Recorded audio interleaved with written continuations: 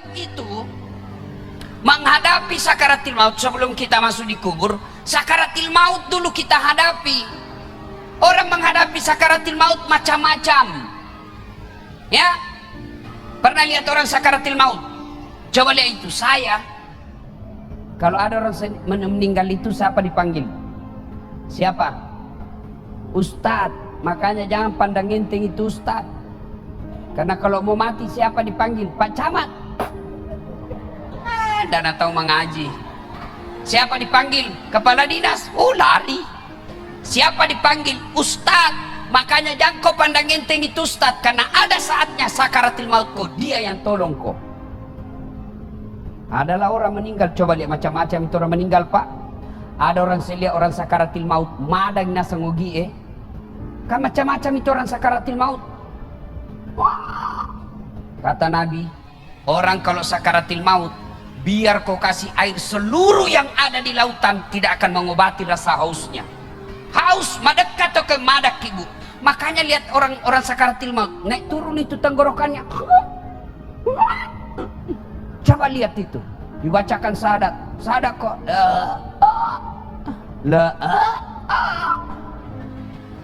bahkan ada di Sulawesi Selatan, ibu-ibu 1 minggu sakaratil maut enggak mati. Ingat, kalau ada orang lama sakaratil maut berarti lama disiksa itu.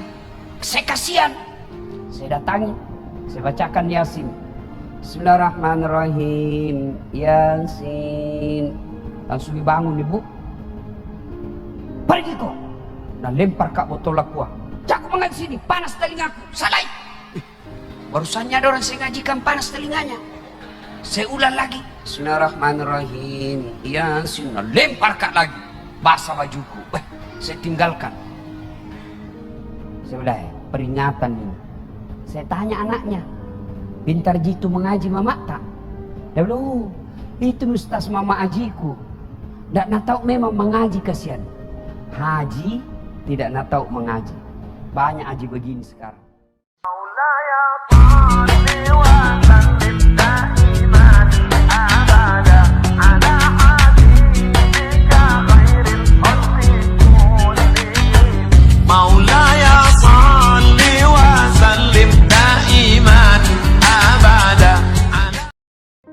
Nah, ibu bapak, saudara-saudara sekalian, teristimewa alim ulama, khusus yang kita hormati Bapak Bupati Kabupaten Tanah Bumbu beserta istri yang insya Allah dimuliakan dan dirahmati oleh Allah Subhanahu wa Ta'ala. Ini kisah nyata saya alami. Suatu waktu saya diundang ceramah ke Palopo. Palopo itu kalau naik mobil dari Makassar kurang lebih 10 jam. Ya. Nah, saya selesai takziah malam jam 10 saya berangkat, jam 10 malam.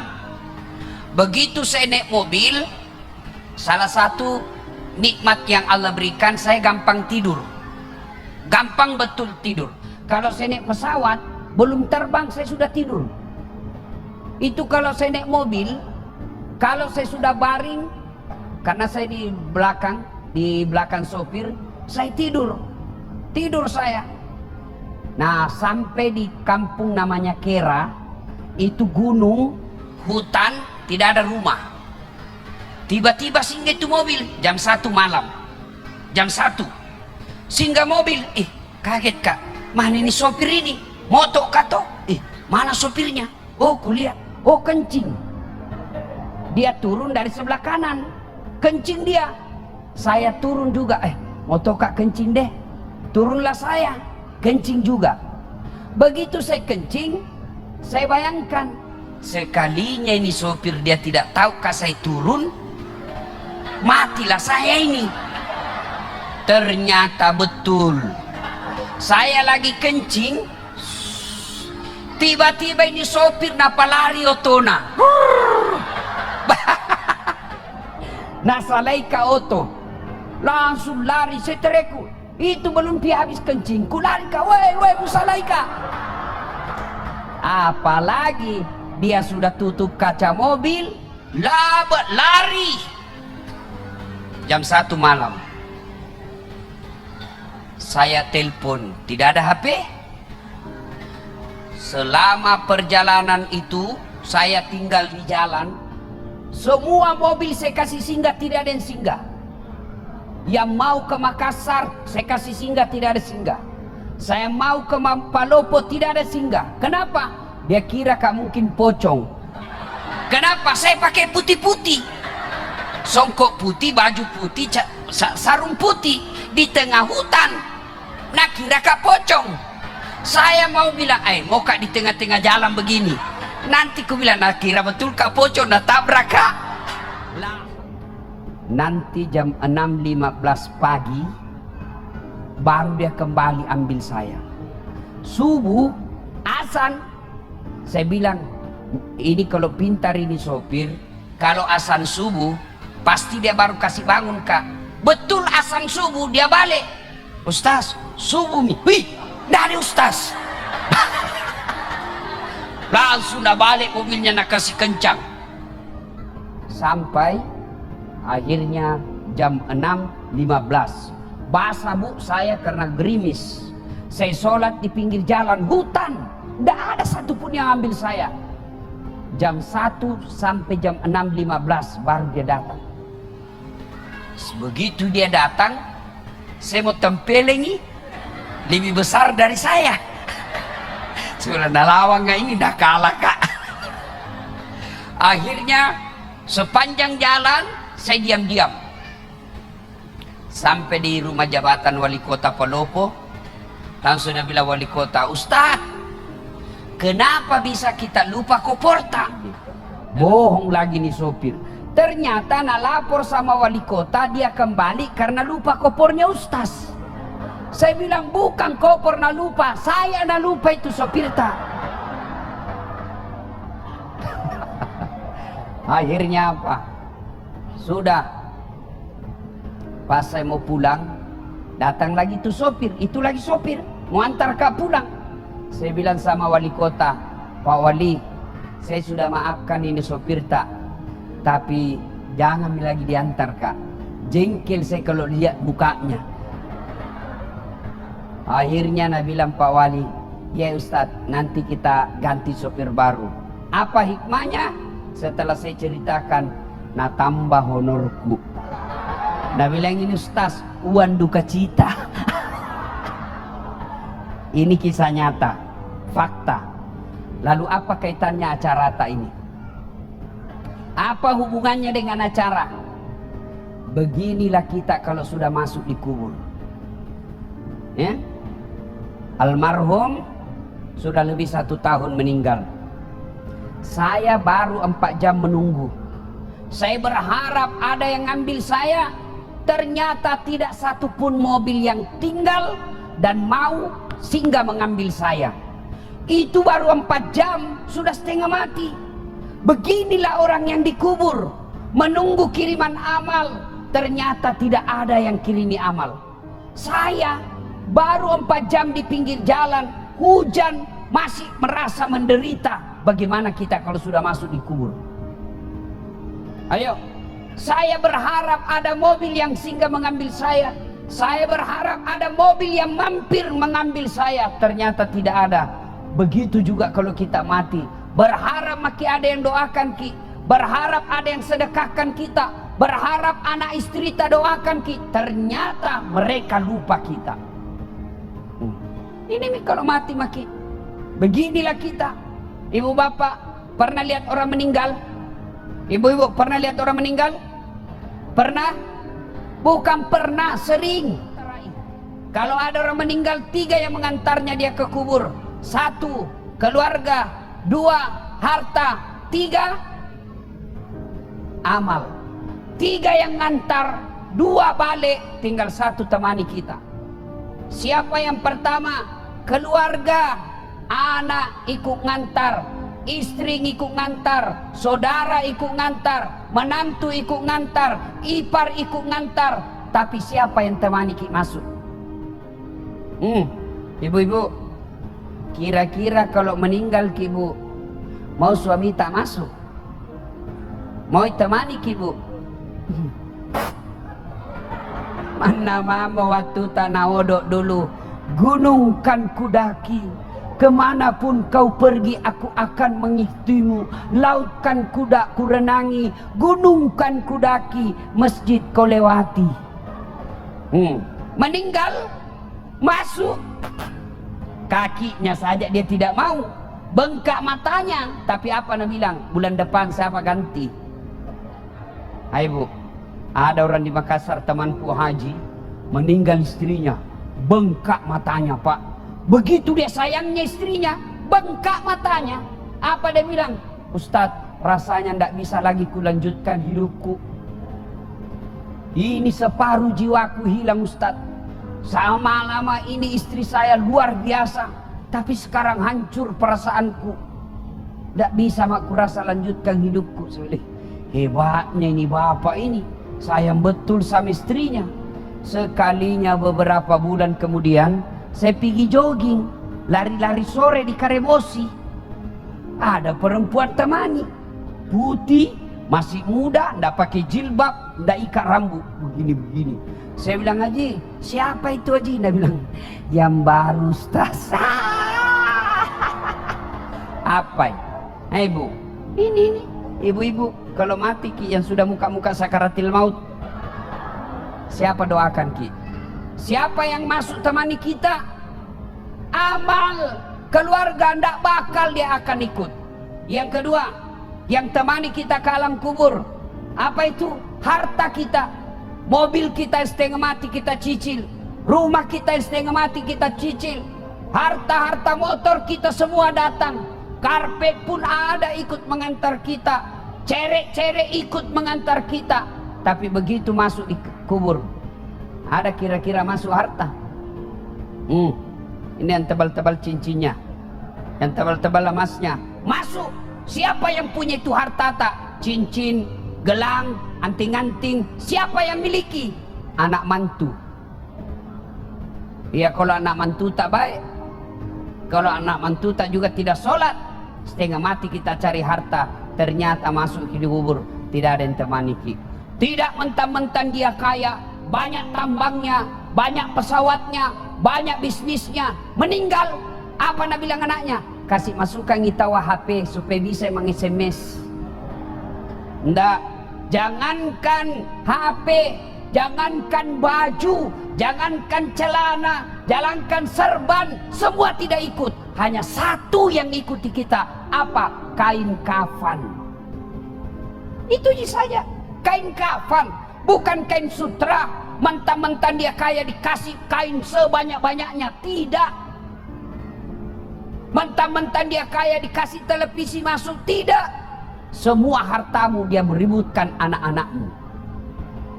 Yang ketiga, yang ikut mengantar kita, apa? Apa yang mengantar kita yang ketiga? Amal. Inilah yang setia. Amal kebaikan maupun amal kejahatan kita akan ikut setia sampai ke dalam kubur. Ibu bapak saudara-saudara sekalian, kalau orang sudah masuk di kubur, tidak ada harapan pak, tidak ada. Coba bapak ibu pernah bayangkan, pernah rasakan mati lampu? Pernah rasakan mati lampu? Sering. Coba lihat, bayangkan kalau mati lampu. Bagaimana kalau mati lampu di rumah, tiba-tiba ada ular masuk di rumah tak? Ibu-ibu, bayangkan kalau lagi mati lampu, tiba-tiba ada ular masuk di rumah ibu. Menderita, ula, turun iki, ula balu. Padahal itu rumah masih lebar. Dia masuk dari pintu itu, kita bisa keluar dari pintu sana. Rumah tak masih lebar, lampunya masih bisa dinyalakan. Mati lampu, masih bisa kita pakai lampunya HP tak. Masih bisa kita lihat, tolong tetangga ada ular. Masih bisa kita cari batu cobek, lempar itu ular. Tapi nanti kalau masuk di kubur, mati lampunya bukan 1 hari, ditindis batu, ditindis tanah, lebarnya hanya setengah meter 30 cm, panjangnya 1,5 meter, ditindis batu. Pada saat itu tidak ada lagi temani kita kecuali amal. Maka saya heran kalau ada orang sudah tua masih juga tidak baik akhlaknya, masih juga tidak memperbanyak amal, mari ngerak kombo. Saya heran orang tak siap belum juga baik agamanya, datang acara haul, datang acara keagamaan, pulang masih tidak baik agamanya, maka itu orang sudah mati hatinya. Nah ibu bapak saudara-saudara sekalian, masuki di kubur, yang pertama diperiksa sholat. Bukan haji diperiksa, bukan zakat yang pertama diperiksa. Apa yang pertama diperiksa ketika masuk di kubur? Sholat. Makanya sholat harus kita jaga baik-baik. Begitu para malaikat, para pengantar sudah kembali, dalam hadis dijelaskan, pengantar sudah para kembali, pengantar jenazah, ya leman taraki, bahkan kaki yang terakhir masih didengar, datang malaikat. Tanya 5 perkara. 5 pakutanana malaikat. Kalau baik sholatnya, tidak usah bingung, sholat yang akan jawab pertanyaan kita. Sudah didokok nih, dibungkus ki. Ada orang meninggal ibu. Ya, ada orang pulang ceramah, dengar taksiah, penjual gogos. Tahu gogos? Tahu gogos pak? Tahu toh? Nah bilang sama istrinya, Bu, besok-besok kalau saya mati, jangan mau bungkus kain kapan? Banyak sekali pertanyaannya malaikat. Jadi apa pak? Doko bawa nak daun loka, bungkus saya pakai daun pisang. Kenapa? Nggak ditanya kak, dikira kak gogos. Jadi nggak ditanya-tanya orang.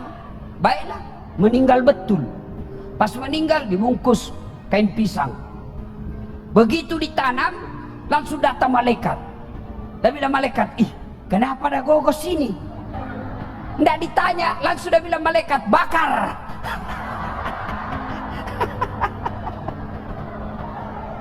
Dek, dari tanah langsung menitunuh. Bapak saudara-saudara sekalian. Nah, orang itu menghadapi sakaratil maut sebelum kita masuk di kubur. Sakaratil maut dulu kita hadapi. Orang menghadapi sakaratil maut macam-macam. Ya, pernah lihat orang sakaratil maut? Coba lihat itu. Saya, kalau ada orang meninggal itu siapa dipanggil? Siapa? Ustadz. Makanya jangan pandang enteng itu Ustadz. Karena kalau mau mati siapa dipanggil? Pak Camat. Tidak tahu mengaji. Siapa dipanggil? Kepala dinas. Oh lari. Siapa dipanggil? Ustadz. Makanya jangan kau pandang enteng itu Ustadz. Karena ada saatnya sakaratil maut kau, dia yang tolong kau. Adalah orang meninggal. Coba lihat macam-macam itu orang meninggal pak.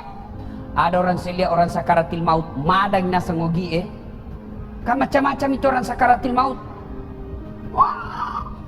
Kata Nabi, orang kalau sakaratil maut, biar kau kasih air seluruh yang ada di lautan, tidak akan mengobati rasa hausnya. Haus, madak atau ke madak ibu. Makanya lihat orang sakaratil maut, naik turun itu tenggorokannya. Coba lihat itu, dibacakan syahadat, syahadat kok.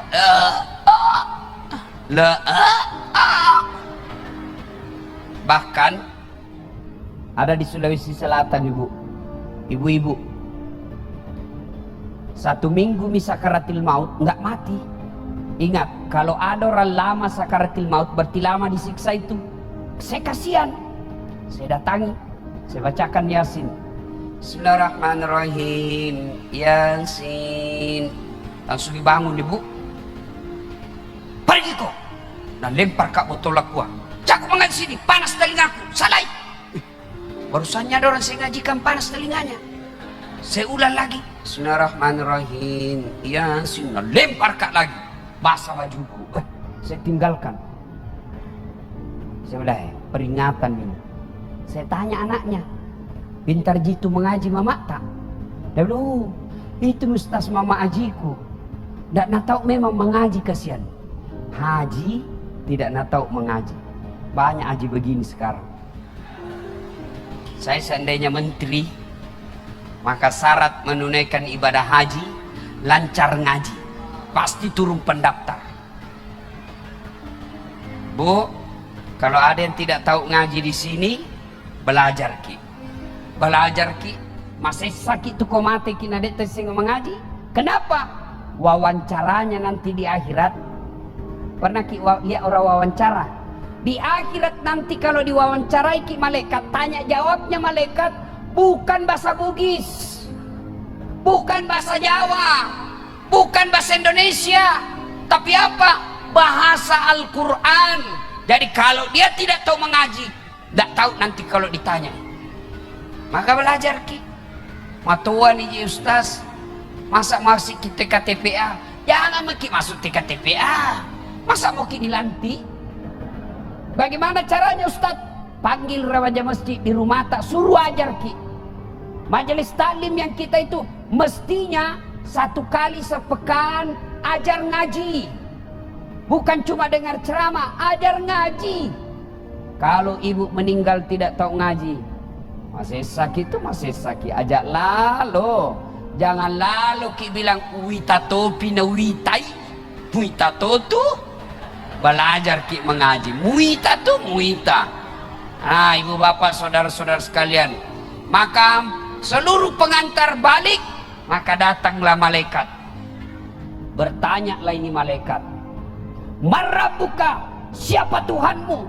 Kalau baik solatnya, solat akan berkata, mundur kau. Dasat, mundur. Selama kau hidup kau pelihara solatmu, sekarang saya pelihara kamu, saya yang jaga kamu.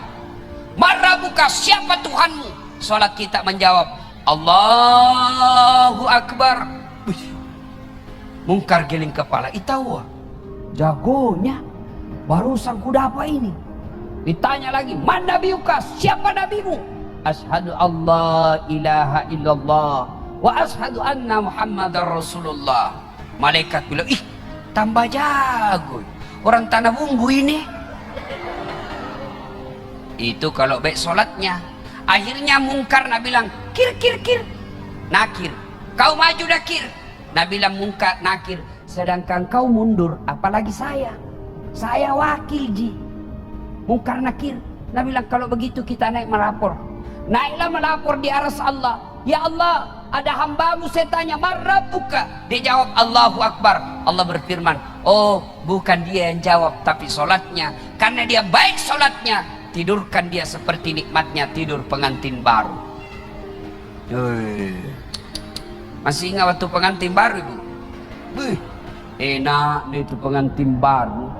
Sampai saya selalu mau ulang, tapi tidak kada wani. Coba itu kalau baik solatnya. Kalau tidak beres solatnya, kembali pengantar, datanglah dia, datang malaikat, ditanya, Marabuka, siapa Tuhanmu? Langsung kaget. Tunggu dulu, orang baru datang. Malaikat yang mau nagiaki. Ditanya, Marabuka, siapa Tuhanmu? Kaget lagi. Langsung dia jawab, ketuhanan yang Maha Esa. Langsung disemes. Nah, jadi ini ibu-ibu banyak ndak sholat gara-gara apa? Gara-gara apa? Ibu-ibu banyak ndak sholat gara-gara apa? Pengantin.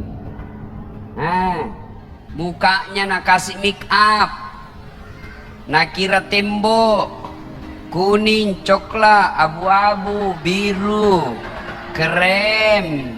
Ada cilakna, alisna nak kasih tipis. Ada juga yang tebal, beda kanan beda kiri. Nah kasih lebih lagi sedikit di sini.